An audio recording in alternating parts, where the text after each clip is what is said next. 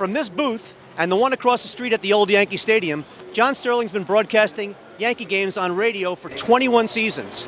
He's on the air for 4 hours a day. That might seem like a lot of pressure to a lot of people, but not for him. He loves every minute of it. I love what I do. How about the game today? I can't wait. So I haven't missed a game in 21 years either.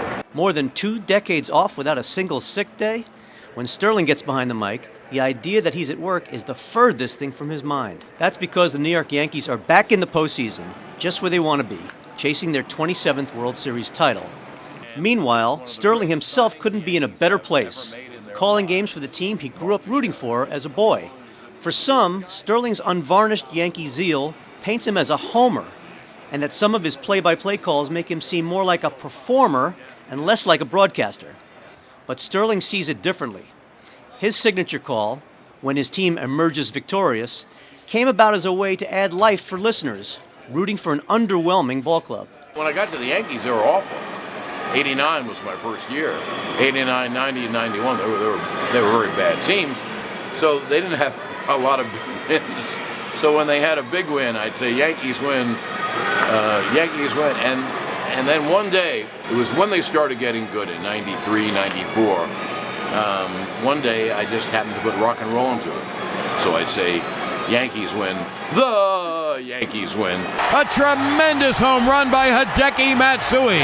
It is a 2-out, 9th inning walk-off. A thriller by Godzilla. The Sayonara Kid hits into the right field stands, and the Yankees win 2-1. Ball game over. Yankees win. The Yankees win.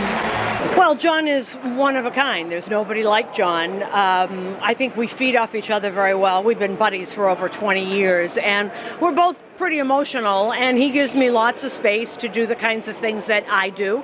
And, I think we're a great team. Another delivery that listeners either love or love to hate is Sterling's unique home run call.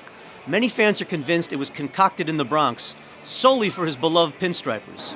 But the reality is, it was born in Atlanta in the 1980s when Sterling was calling a Mets-Braves game on television. Doc Gooden threw a big hanging breaking ball for the Mets in the launching pad in Atlanta. And it clicked in. And when Murph hit it, you knew it was out. And that's the first time I said, it is high, it is far, it is gone. More than 20 years later, the call has evolved into this. Melky a switch hit batting left. Swings, drills to deep right. That ball is high, middle's far, and it's gone. Oh, the Milkman delivers. He hits a bottom of the 14th. 1 out, 2-run, walk-off home run. That's the Melky way.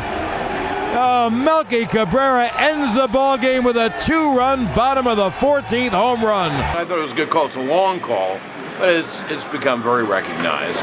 And people kid me, it's as high, it is far, it's caught at the wall.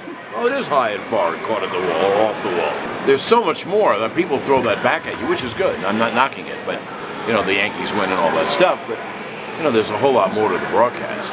Baseball has always been a passion for Sterling, and that passion helped him land a broadcast job with the Atlanta Braves. But then this native New Yorker got a call that he always wanted, a call from the Yankees. Of all the screwy things in life, I got the Yankee job without an audition. Really? I didn't have an agent.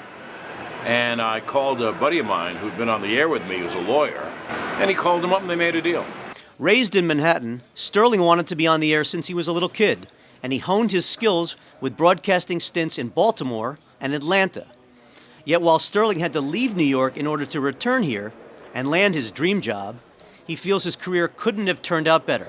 And Sterling is well aware the Yankees' championship success has greatly fueled his career. Lindsey Nelson was once asked, who's the best announcer? And he said, I don't know who he is, and I don't know where he is, but I guarantee he's working for a winning team. So you're very fortunate when your ball club wins. More people listen, ratings go up, the spot rates go up, and you're a success. You want to be part of a successful organization, and so I'm very fortunate for that. Reporting from Yankee Stadium in the Bronx, Eric Leaf, The Associated Press.